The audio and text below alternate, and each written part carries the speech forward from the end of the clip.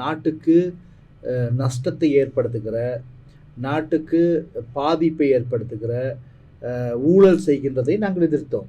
ஆனால் இன்று நேர்மையான முறையிலே நாட்டு மக்களுக்கும் நாட்டுக்கும் நன்மை பயக்கிறது அதே திட்டங்கள் இல்லையா முன்னெடுத்து அவர்கள் ஊழல் செய்தார்கள். அவர்கள் ஊழல் செய்தார்கள். நீங்க ஊழல் செய்ததா சொல்றீங்க. ஆனா இப்போ உதாரணத்துக்கு சொல்றேன், நிறைய திட்டங்கள் சொல்றேன். இப்ப நான் மன்னார் காற்றாலை விவகாரம் நீங்க மக்கள் பக்கம் இருந்து பேசுனீங்க, மக்களுக்கு அங்க வாழ முடியாதுன்னு பேசுனீங்க, இதனால மக்களுக்கு தான் பாதிப்பு ஏற்படுத்துன்னு பேசுறீங்க. ஜனாதிபதி போயிட்டு அடிக்கல் நாட்டுறாரு, திறந்து வைக்கிறாரு. அப்ப இது இவ்வளவு தூரம் நியாயம்? அதாவது கடந்த காலத்திலே அவர்களுடைய பாதுகாப்பு நடவடிக்கைகள், அவருடைய நாட்டுக்கட வருமானங்கள் எல்லாவற்றும் பாரிய ஊழல் செய்திருப்பதனால், பிழை இருப்பதனால் தான் அன்று நாங்கள் எதிர்த்தோம். அதை சரியான முறையில் செய்யப்பட்ட பட்சத்திலே அதனுடைய வருவாய் மக்களுக்கு சரியான முறையில் சென்று செல்லவில்லை. அது நல்ல.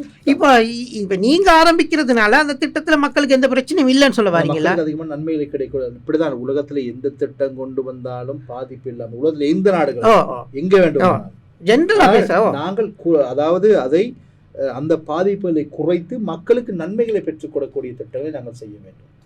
இல்லாட்டி ஒரு நாட்டில் ஒரு அபிவிருத்தி என்பதை நினைத்து கூட பார்க்க முடியாது. இல்லை, போய் நீங்க எதிர்த்த சில விஷயங்களை ஆட்சிக்கு எதிர்க்கிறோம், ஊழலை திருட்டை எதிர்க்கிறோம். அப்ப நீங்க அதை அப்படி சொல்லலையே. நம்மளுக்கு நம்ம செய்யற நேரம் நம்மளுக்கு தேவையான வார்த்தைகளை போட்டு அந்த வார்த்தைகளுடைய அழகுபடுத்தி செய்யறது மக்களுக்கு உண்மை புரிந்திருக்கிறது. இப்போ வடக்கு கிழக்கில் உள்ளவங்களும் வாக்களிச்சது ஏதாவது ஒரு தீர்வை தருவீங்க. மக்கள் நிம்மதியாக இருக்கு. வடக்கு கிழக்கு மக்கள் ஒரு நிம்மதி பெருமூச்சியோடு இனவாதமற்ற இன்று நாட்டிலே நாங்கள் இந்த அரசாங்கத்துக்கு வாக்களித்திருக்கிறோம் என்ற ஒரு நிம்மதி பெருமூச்சியோடு அந்த மக்கள் இருக்கு. இல்லை, இப்போ இனவாதமற்றன்னு சொன்னாலும் யுத்தத்துக்கு பின்னர் பெரிய அளவில் இனவாதம் இல்லைன்றதை நம்ம ஏற்றுக்கிறது தானே வேணும். ஆனால் நீங்கள் வழங்கின வாக்குறுதி இனவாதமற்ற ஒரு ஆட்சியை தருவோம்ன்றதை விட காணாமல் போனவங்களோட நடவடிக்கைகளுக்கு நாங்கள் விசாரணை செய்வோம், அதற்கான தீர்வு தருவோம், மக்களினுடைய காணிகளை விடுவிப்போம், சரியா, மக்கள் நிம்மதியாக வாழ முடியும் சொன்னீங்க. ஆனால் வந்து கட்டமாக உங்களுக்கு தெரியும், பல பாதைகள் தொடர்ச்சியாக மூடப்பட்ட பாதைகள் மக்கள் பாவனைக்காக திறந்து வைக்கப்பட்டிருக்கிறது.